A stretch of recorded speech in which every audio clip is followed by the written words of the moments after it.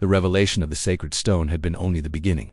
Columbus felt it deep in his chest, a sensation heavier than any armor, any chain, or any royal command he had ever carried on a ship. The chief's eyes made it clear. This was not merely cultural exchange, it was a warning, a threshold, a test, and nothing in the faces of the warriors allowed the Spaniards to believe the next moments would be simple. The chief approached the largest of the stone blocks, placed his hand on its center and made a broad gesture, as if calling for silence, not from the Spaniards but from the forest itself. The trees stilled, the wind stopped, even the birds quieted. Columbus now saw the markings etched into the stone, curved lines resembling waves, circular symbols like suns, patterns echoing constellations, stylized human figures with raised arms. He whispered, "This is ancient." De la Cosa leaned in, astonished. "These markings aren't recent, they're centuries old." "Perhaps older," Pinzon added. "This is their cathedral." The chief heard their tones and nodded softly. They understood at least a little, and that mattered. The chief knelt before the sun symbol and placed his palm on its center. Then he pointed upward. Columbus understood the sun was the heart of their spiritual world. One sailor whispered, "Do they worship it?" De la Cosa answered carefully, "Not worship. Honor, as the giver of life." The chief observed their reactions and, for the first time, smiled a faint smile, but enough to show approval. The Spaniards were beginning to see the world through the villagers' eyes. While the Spaniards examined the stones, a sudden movement caught their attention. The warriors, once hidden, were emerging from the tree line, not rushing, not threatening, but stepping forward in silence. Columbus turned sharply. Pinzon whispered, "They're surrounding us." But it wasn't a trap, it was protection. They were surrounding the sanctuary, not the visitors. A holy place needed guardians. And the Spaniards had stepped into something far larger than themselves. The chief raised his hand.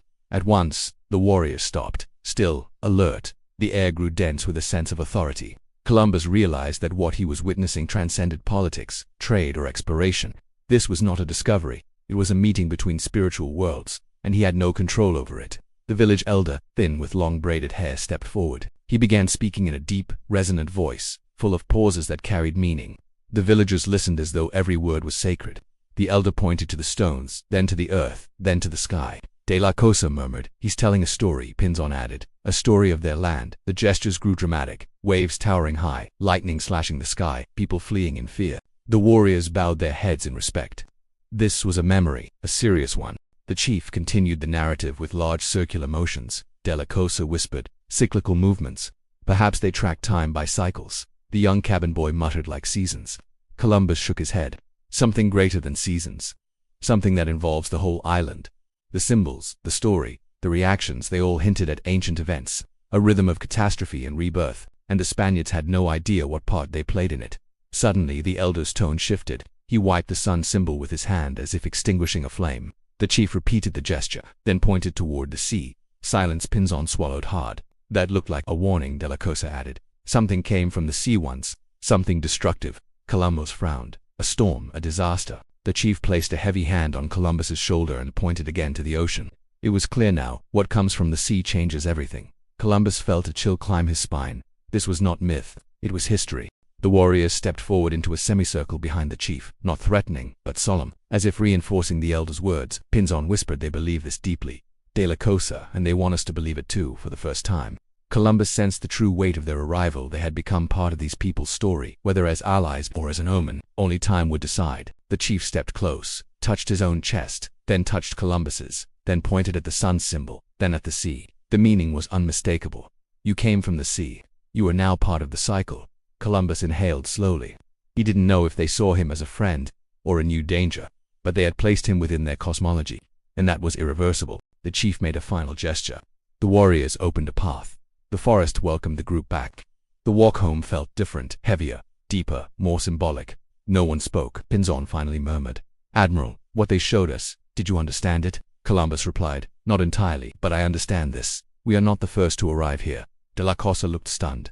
"You mean others came before us?" Columbus nodded. "Their stories began long before we reached this island." The villagers awaited them as they emerged from the trees, solemn, watchful. To them, the Spaniards were no longer strangers. They were part of something unfolding, something ancient, something dangerous to misunderstand. Columbus stepped back into the village and knew with absolute clarity, nothing from this moment forward would be simple. Everything would become history. The villagers slowly dispersed into smaller groups as Columbus and his men stepped back into the heart of the settlement. Torchlight flickered along the edges of the huts, casting long shadows that seemed to stretch and breathe with the tension still lingering in the air. The sacred was behind them, but its weight followed like a second shadow. No one spoke. not the sailors, not the villagers. It felt as though the entire island waited for the next move. For the first time since arriving at the village, the Spaniards noticed something new in the villagers' eyes. It wasn't fear, it wasn't fascination, it was recognition. The elders looked at Columbus with a mix of respect and caution. The children observed the sailors as if they had returned from a realm only spoken of in stories. The women kept their distance, whispering among themselves in low tones, and the warriors, they no longer watched with the cold tension of the previous days. They watched like guardians who had let outsiders witness something sacred and were now silently asking, "Do you understand what we've entrusted to you?" Columbus felt the question even without words. The village elder returned to the center of the gathering and spoke in a firm, clear voice. Though the Spaniards could not understand the language, his tone carried meaning. He wasn't telling a story this time. He was issuing a decree. He pointed toward the forest, toward the direction of the sacred sanctuary, then toward the sea, then at Columbus. De la Cosa interpreted quietly. "He's saying you've crossed a boundary, one that binds you to their world now." Pinzon frowned. "And if we don't honor that boundary?" De la Cosa didn't answer. The question hung heavy in the air. Columbus stepped forward. Every villager fell silent. He placed his hand on his chest, then pointed to the sacred amulet given to him. He bowed his head slightly, not in submission but in respect. A soft wave of approval moved through the crowd. The elder nodded, the chief nodded. Even some of the warriors exchanged glances, acknowledging the gesture. The message was clear. Columbus had accepted the responsibility. But what the responsibility was remained a mystery. One of the young villagers approached and knelt on the ground. With a thin stick, he began drawing in the sand. A circle, then waves around it, then a long line stretching outward across the sand. He pointed at the circle, then toward the forest, then toward the sea again. Pinzon whispered, "He's showing us the island." De la Cosa shook his head. "No, this symbol has appeared twice now." Columbus knelt closer. The child traced the circle again, tapping the inside of it with his finger. And then, with a slow motion, he erased half of it. The villagers became quiet. The warriors straightened. Attention swept across the clearing. Columbus whispered, "What does that mean?" No one answered, but every villager lowered their head in silence. Whatever the child had drawn, whatever the erased half symbolized, it was part of the same ancient warning the elder had spoken of. A group of women approached carrying bowls made from carved gourds. They offered water to the Spaniards. This was not simply hospitality. This was ritual.